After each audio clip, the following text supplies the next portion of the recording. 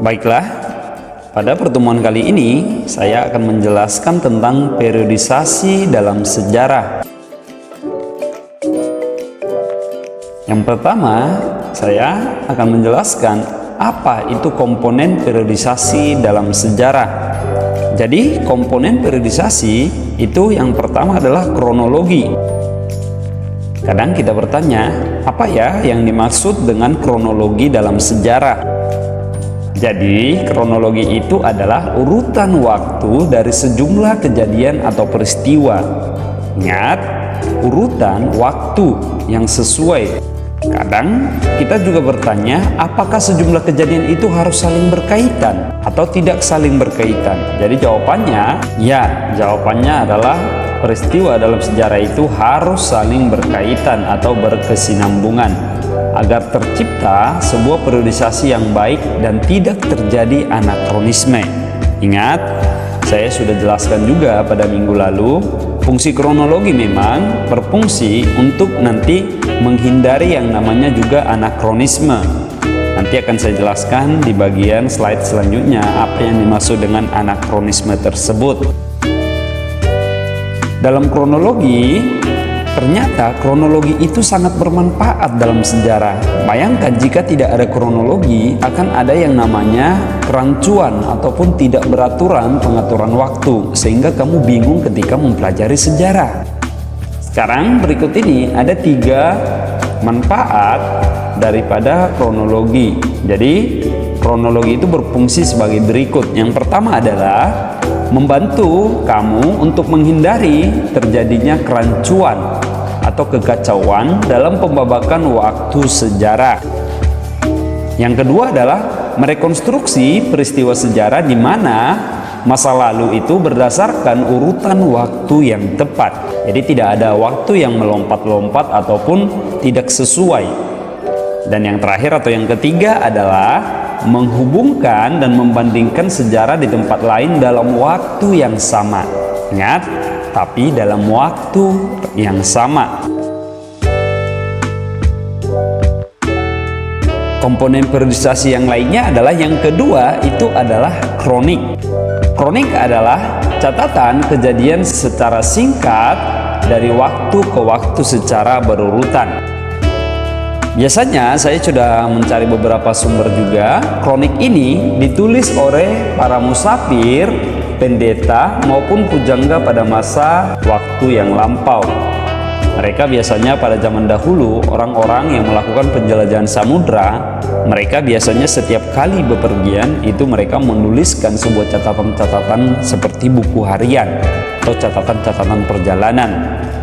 Beberapa contoh kronik diantaranya adalah yang sangat terkenal dalam sejarah Indonesia adalah yang pertama itu adalah catatan perjalanan Fahien ke Kerajaan Tarumanegara.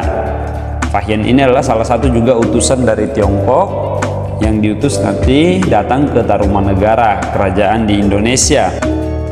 Yang kedua adalah kisah perjalanan Itsing, seorang biksu yang berasal dari China yang datang ke Sriwijaya. Di sana katanya dia menceritakan bagaimana dia tinggal di sana selama beberapa bulan, dan Sriwijaya pada saat itu digambarkan sudah sangat maju dalam bidang pengajaran agama Buddha. Jadi dari situ kita tahu bahwa dulu kerajaan Sriwijaya itu berdiri sudah sangat maju berdasarkan catatan daripada Itsing.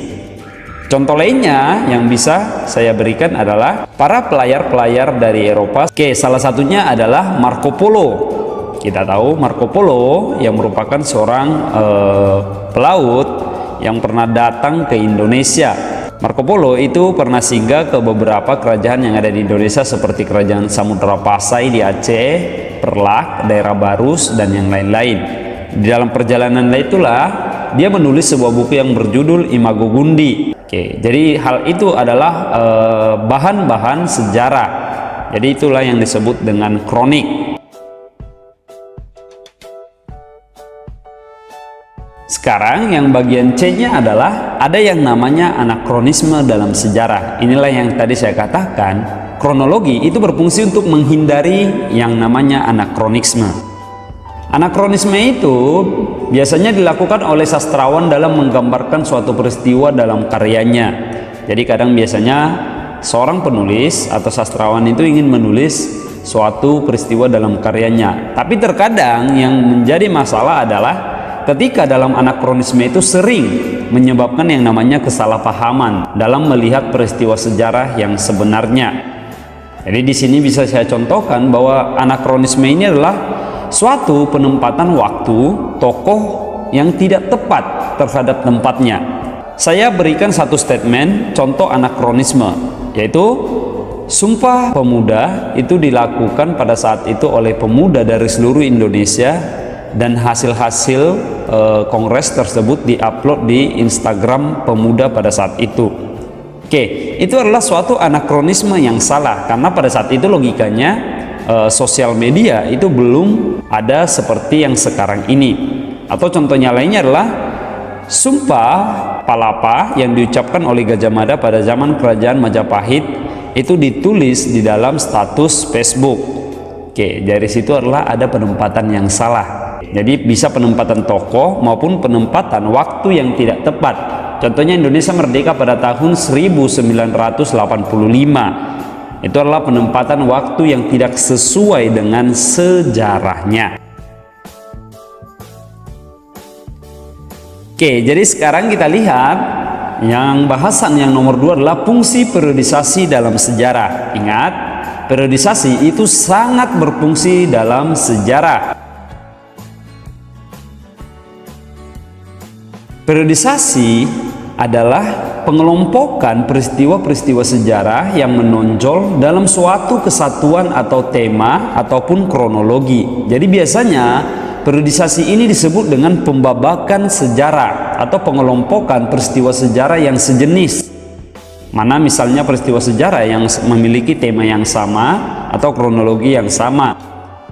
Sejarah mempunyai sifat tadi yang saya sampaikan, memiliki sifat yang namanya berkesinambungan. Ada yang namanya sebab akibat juga. Sehingga penyusunan periodisasi itu akan membantu kamu memperjelas hubungan peristiwa yang satu dengan peristiwa yang lainnya. Inilah yang disebut dengan periodisasi sejarah, pembabakan waktu dalam sejarah. Sekarang kita lihat fungsi periodisasi dalam sejarah. Periodisasi ini sangatlah bermanfaat dalam sejarah. Manfaatnya apa, Sir? Oke, periodisasi itu mempermudah kita mempelajari sejarah dengan pemenggalan suatu rangkaian peristiwa masa lampau menjadi beberapa masa yang lebih kecil. Artinya, misalnya sejarah Indonesia, kita tahu sejarah Indonesia itu sudah sangat-sangat tua dan sangat panjang. Misalnya dimulai dari zaman manusia purba hingga zaman tahun 2021 ini. Tentu jika dibuat yang namanya judul-judul kecil itu akan sangat banyak. Tapi dengan adanya periodisasi ini ada pengelompokan peristiwa berdasarkan peristiwa yang sama sifatnya. Contohnya nanti bisa kita lihat di contoh di bagian paling belakang. Periodisasi juga itu membantu memahami peristiwa secara kronologis. Jadi ingat, periodisasi juga berkaitan dengan yang namanya kronologis ataupun disebut dengan urutan waktu. Oke, inilah yang saya bilang tadi, contoh daripada periodisasi. Ingat, periodisasi dalam sejarah-sejarah dunia itu sangatlah digunakan dan sangat diperlukan. Kita lihat yang pertama adalah contoh periodisasi, tapi kita fokus karena kita tinggal di Indonesia, kita ambil contoh adalah pembabakan sejarah Indonesia. Kita tahu di Indonesia ini zaman sejarah itu sudah sangat panjang. Oke, sehingga bisa dibabakan sebagai berikut. Yang pertama adalah ada yang namanya zaman prasejarah. Biasanya yang membedakan zaman sejarah dengan prasejarah adalah prasejarah itu sebelum mengenal tulisan. Oke, di sini dibuatnya adalah sebelum tahun 400. Yang kedua adalah zaman pengaruh Hindu-Buddha. Waktu itu setelah zaman prasejarah kita memasuki yang namanya zaman Hindu-Buddha. Oke, tahun 400 sampai 1500 Masehi. Yang bagian C-nya adalah zaman pengaruh Islam, tahun 1500 sampai tahun 1700. Indonesia setelah kita selesai dengan agama Hindu-Buddha, masuklah pengaruh agama Islam sehingga menjadi bagian D-nya adalah zaman penjajahan dan kolonialisme. Setelah itu ada yang namanya datangnya bangsa Eropa membuat bangsa kita terjajah oleh bangsa-bangsa Eropa.